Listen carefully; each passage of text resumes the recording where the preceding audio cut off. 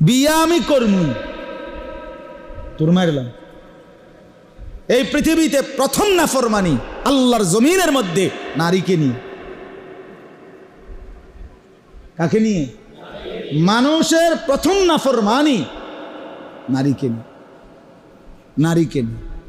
এজন্য নারীর ফান্দে যে পড়ছে, নারীর আসক্তিতে যে পড়ে গেছে, নারীর মধ্যে যার নেশা ঢুকছে, নারীকে নিয়ে যে ব্যস্ত হইছে, এই যুবকের দুনিয়াও শেষ, আখেরাতও শেষ।